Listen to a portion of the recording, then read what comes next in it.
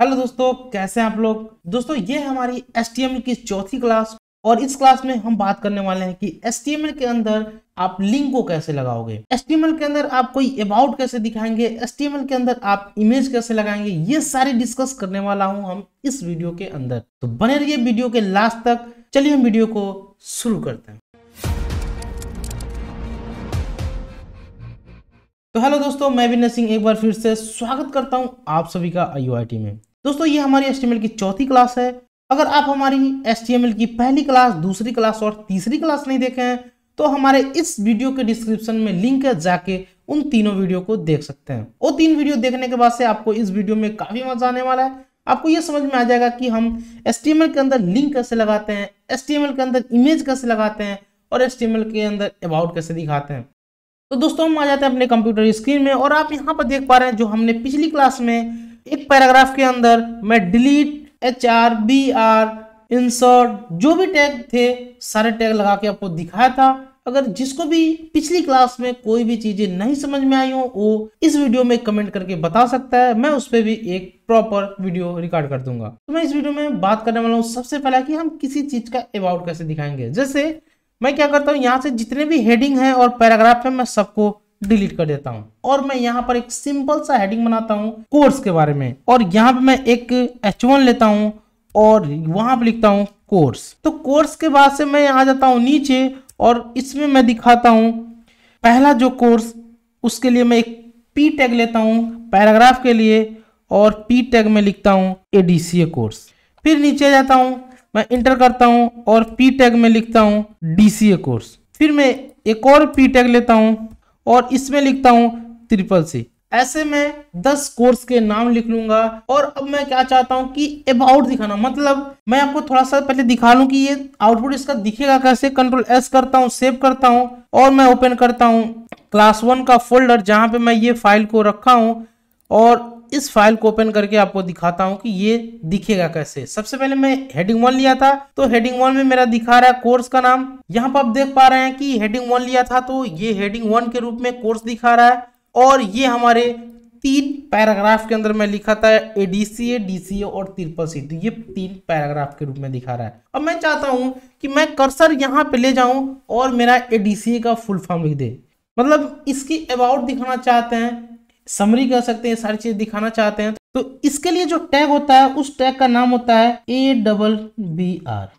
ये टैग होता है और इस टैग की मदद से हम ADCA का फुल फॉर्म को दिखा सकते हैं। हम जाते हैं अपने कोड एडिटर के अंदर और कोड एडिटर में अब मैं यहाँ पे यूज करता हूँ ABBR और मैं लिखता हूँ ABBR और जब मैं इसको क्लोज करता हूं तो देखिए आपका क्लोज टैग आ गया और क्लोज टैग को मैं यहां से कट करूंगा और Ctrl+X करके मैं यहां पर पेस्ट कर दूंगा।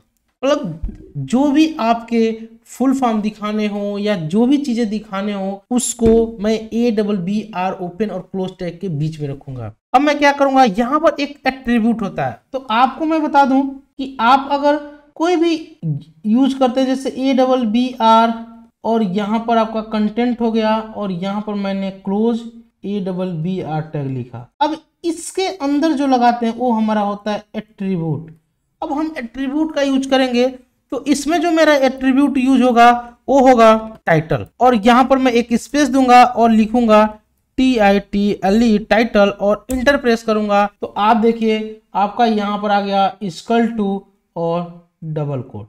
अब इस डबल कोट के अंदर मैं लिखूंगा जो टाइटल यानी ADCA का फुल फॉर्म और मैं जब इसको सेव करके इसके जो वेब ब्राउजर है वहां जाके देखूंगा तो मेरा उस पे कर्सर ले जाते ही ADCA पे इसका फुल फॉर्म लिख देगा। तो चलिए मैं एक बार इसको करके दिखाता हूं आपको। मैं इस टाइटल के अंदर लिखता हूं advance diploma in computer application,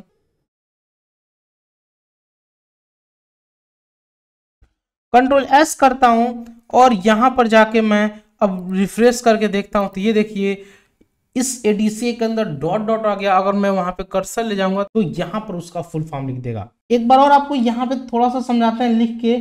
मुझे अगर इस DCA का फुल फॉर्म दिखाना हो, मैं चाहता हूं कि यहाँ पे कर्सर लेके आऊं और ये DCA का फुल फॉर्म लिख दे, डिप्लोमा इन कंप्यूटर एप्लीकेशन। तो मैं क्या करूंगा कि ये जो एक टैग होता है ABBR ओपन टैग और इसके बीच में कर दूंगा DCA।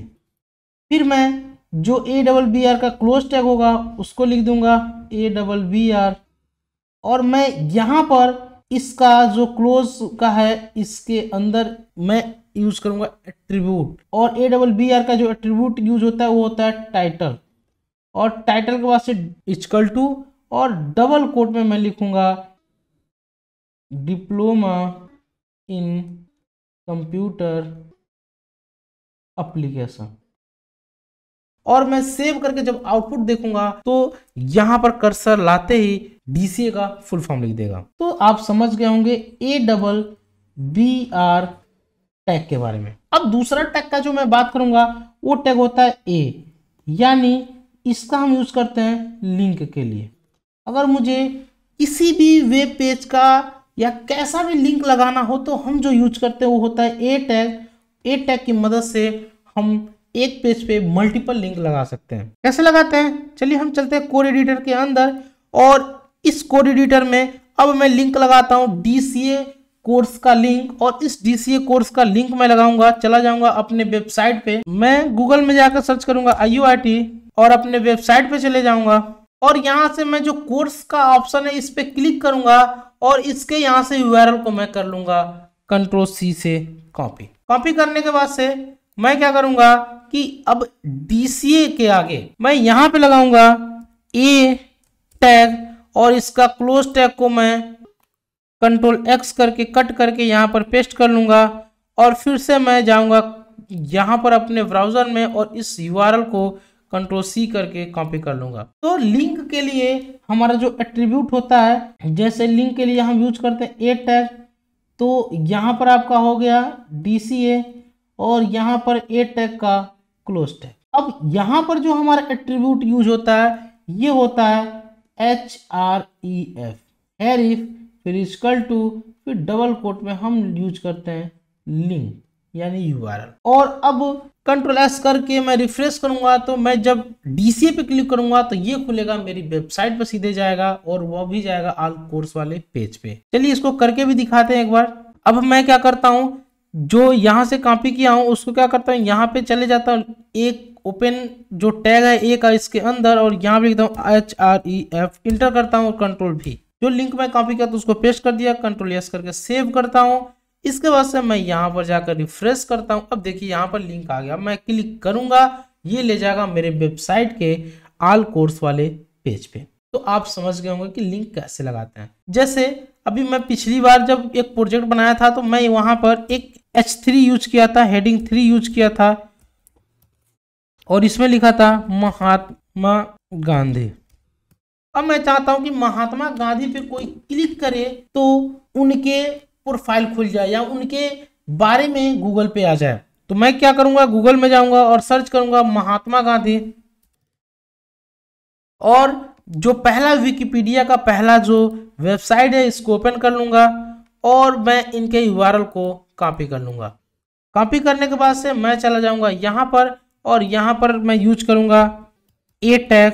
लिंक के लिए मैं A टैग को यूज करता हूँ, और इसको मैं यहाँ से Ctrl+X करके कट करूंगा और यहाँ पर पेस्ट कर लूंगा। अब यहाँ पर यूज करूंगा मैं इस स्पेस और href, इंटर करूंगा। फिर से मैं यहाँ से वो जो URL था उसको कॉपी कर लूंगा यहाँ से, और मैं कंट्रोल के साथ भी पेस्ट करके पेस्ट कर दूंगा, Ctrl+S के साथ सेव कर लूंगा। अब मैं यहाँ पे जाकर रिफ्रेश करूंगा तो इस पे आप देख पाएंगे कि जो लिंक है वो यहाँ पर आ गया महात्मा गांधी के ऊपर। अगर मैं क्लिक करूं सीधे वो विकिपीडिया वाले पेज पे लेके जाएगा। तो ऐसे आप मल्टीपल लिंक लगा सकते हैं अपने एक वेब पेज के अंदर। इसके बाद से जो अगला है यानी तीसरा टैग, वो टैग है आपका एम्पटी टैग। और एम्पटी टैग में बताया था कि एम्पटी टैग का क्या मतलब होता है। एम्पटी टैग का मतलब होता है कि एम्पटी टैग जो होंगे वो क्लोज नहीं होंगे। जैसे ये जो मेरा तीसरा टैग है वो है img, ये एम्पटी टैग है और इसको हम क्लोज नहीं करेंगे, इसका क्लोज टैग नहीं लिखेंगे, और हम इमेज लगाने के लिए img टैग का यूज करते हैं। कैसे करते हैं चलिए मैं दिखाता हूँ। सबसे पहले तो आपको एक इमेज की रिक्वायरमेंट होगी, तो मैं क्या करता हूँ गूगल क्रोम में जाता हूँ और यहाँ से कोई एक इमेज को मैं सेव कर लेता हूँ। क्रोम में आने के बाद से मैं किसी एक इमेज पे क्लिक करूंगा और उस इमेज को राइट क्लिक करके सेव इमेज पे क्लिक करूंगा और अपने उसी फोल्डर में सेव करूंगा जहां पे क्लास 1 नाम से मैं फाइल बनाया हूं HTML की, और मैं सेव कर लूंगा। सेव करने के बाद से आपको मैं वो फाइल खोल के दिखाऊं। अब यहाँ पर देखिए आपका वो आ गया, तो यहाँ पर आप देख सकते हैं कि डाउनलोड नाम से वो इमेज आ गया। मैं क्लिक करके आपको ओपन करके दिखाऊं कि वो महात्मा गांधी की फोटो है। अब इस फोटो को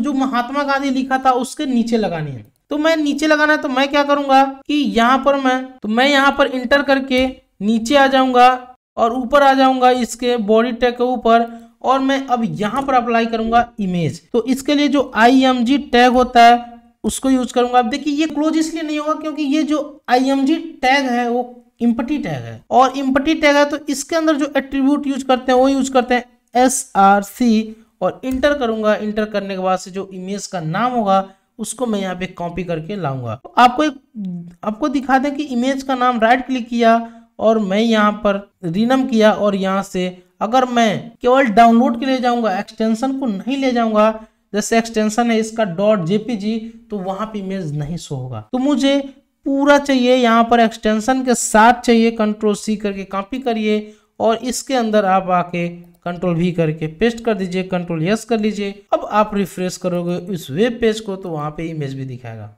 तो बहुत आसान है लिंक लगाना और इमेज लगाना। याद रखिएगा आप इमेज को जब डाउनलोड करिएगा, तो अभी आप बिगिनर्स हैं तो आप क्या करिएगा, इमेज जो डाउनलोड करिएगा उसको आप उसी फोल्डर में रखिएगा जहां पे आप HTML की फाइल क्रिएट किए हैं, नहीं तो आपका इमेज नहीं शो होगा। तो आपने इस वीडियो में क्या सीखा, एक लिंक लगाना, किसी के बारे में यानी फुल फॉर्म दिखाना या अबाउट दिखाना, और तीसरा आपने सीखा है इमेज लगाना। तो इस वीडियो को यहीं समाप्त करते हैं, मिलते हैं अगली वीडियो में, तब तक के लिए जय हिंद।